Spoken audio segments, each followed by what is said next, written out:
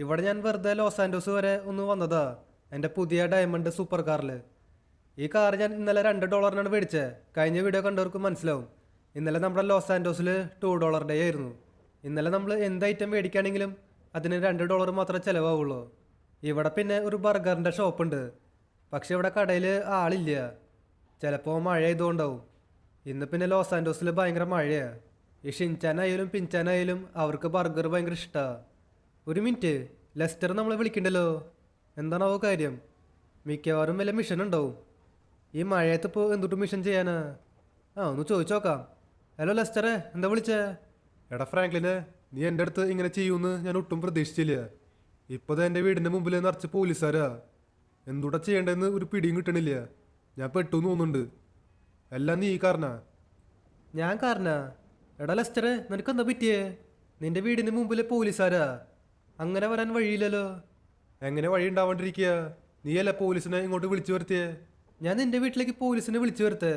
എടാ ലെസ്റ്ററെ, നിനക്കെന്താ പറ്റിയേ? തലയ്ക്ക് പ്രാന്തായ? എനിക്കല്ല, നിനക്ക പ്രാന്തായേ. നീയാണ് പോലീസുകാരെ വീട്ടിലേക്ക് വിളിച്ചോണ്ട് വന്നത്.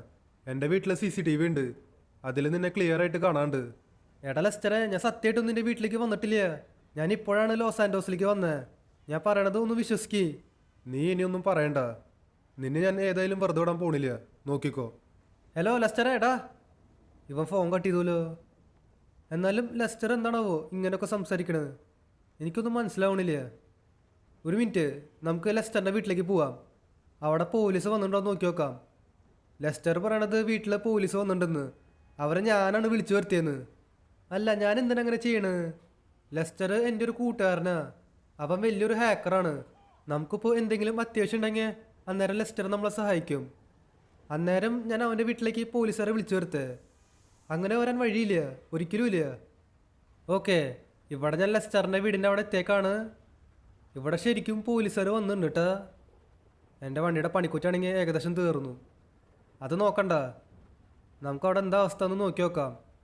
ഇവിടെ ശരിക്കും പോലീസുകാർ വന്നിട്ടുണ്ട്. പക്ഷെ ഞാനല്ല വിളിച്ചു വരുത്തിയേ, അത് ഉറപ്പാ. ഒരു മിനിറ്റ്, നമുക്ക് ഈ സാറിൻ്റെ അടുത്ത് സംസാരിച്ച് നോക്കാം. അല്ല സാറേ, ഇവിടെ എന്താ പ്രശ്നം? ഒന്നുമില്ല.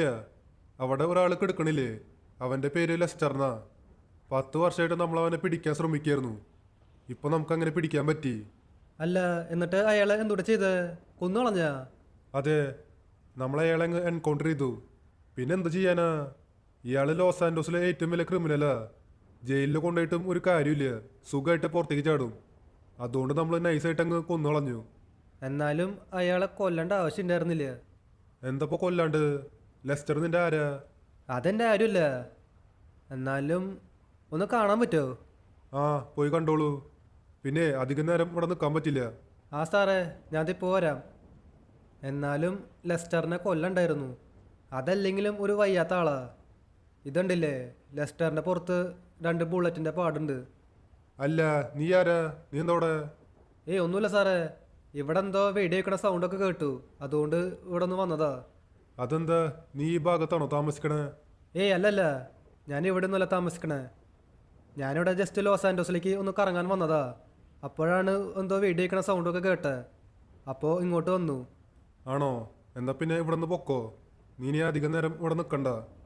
അല്ല സാറേ, നിങ്ങൾക്ക് എങ്ങനെ മനസ്സിലായേ ഇതാണ് ലെസ്റ്ററിൻ്റെ വീടെന്ന്? അതാരോ നമ്മളെ വിളിച്ച് പറഞ്ഞു. അവൻ്റെ പേരെന്തോ ഫ്രാങ്ക് എന്നാ. പക്ഷെ അവൻ്റെ സൗണ്ട് നിന്റെ പോലെ തന്നെ ഉണ്ട്. ഇനിയിപ്പോൾ നീയാണോ നമ്മളെ വിളിച്ചു വരുത്തിയേ? അത് ഞാനല്ല. എൻ്റെ പേര് ഫ്രാങ്ക് എന്നല്ല. അത് വേറെ ഏതൊരാളാവും. ഞാനിപ്പോഴാണ് ഈ സംഭവം പറയണേ. നേരത്തെ എനിക്ക് എന്തോ വെടി വയ്ക്കണ സൗണ്ടൊക്കെ കേട്ടു. അതുകൊണ്ടാണ് ഇങ്ങോട്ട് വന്നേ. ശരിയപ്പോൾ ഞാൻ പോവാ. എന്നാലും അതാരാണാവോ? അവൻ്റെ പേര് ഫ്രാങ്ക് എന്നാണ്. ഇനിയിപ്പോൾ അത് എൻ്റെ ചേട്ടനാവോ? അങ്ങനെ വരാൻ വഴിയില്ല.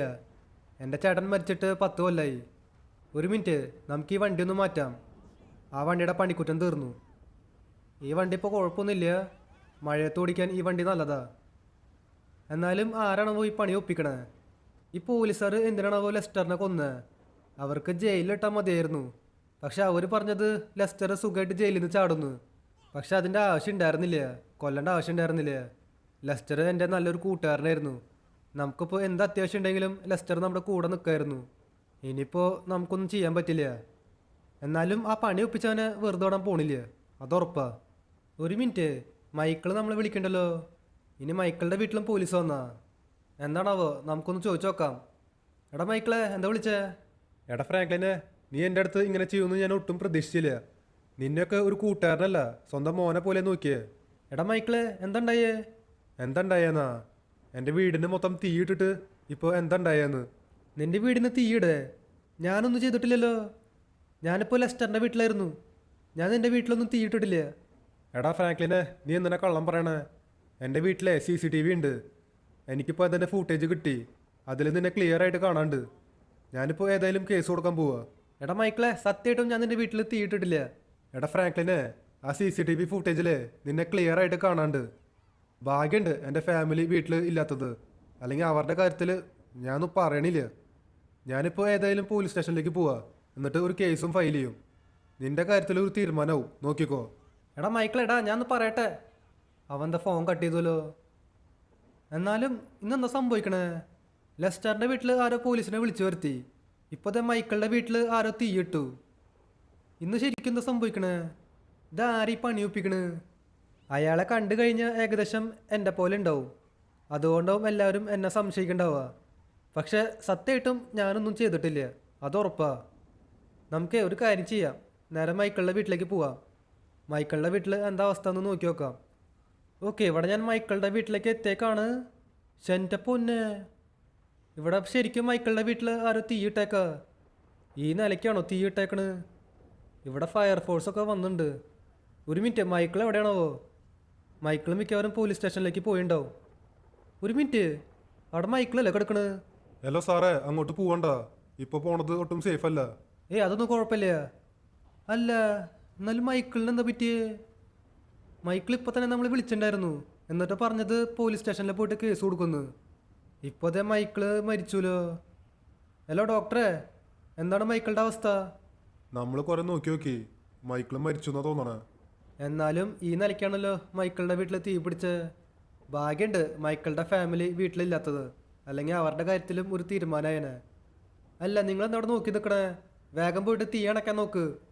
അയ്യോ, ഇവിടെ നന്നായിട്ട് തീ കത്തുണ്ട്. നമ്മളെ കൊണ്ടൊന്നും പറ്റില്ല. എനിക്ക് കയറാൻ പേടിയാവണു. പേടിയാവേ?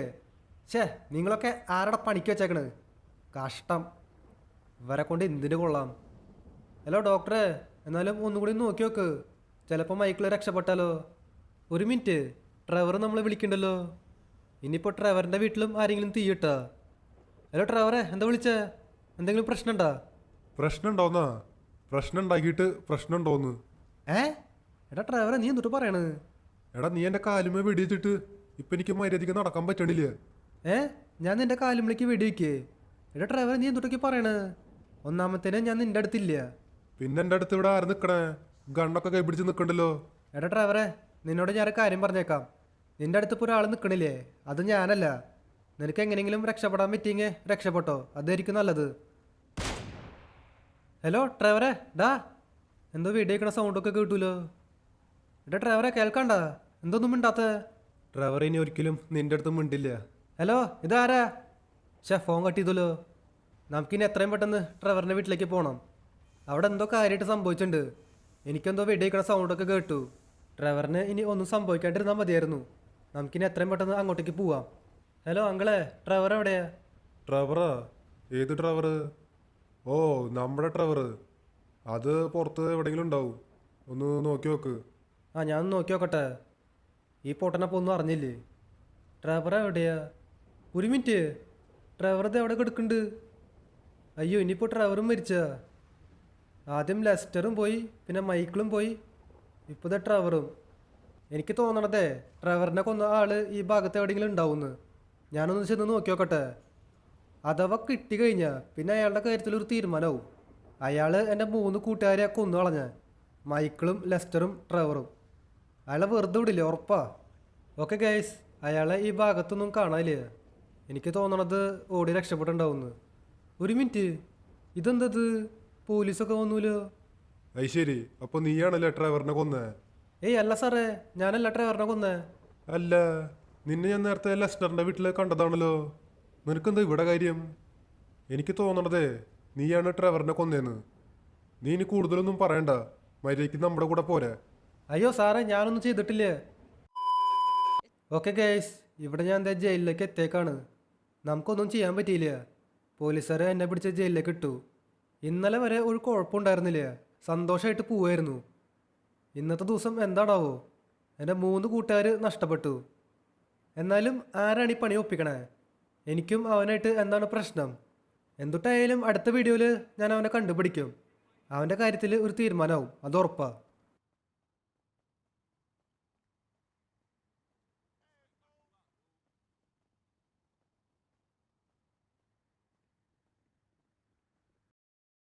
DCB media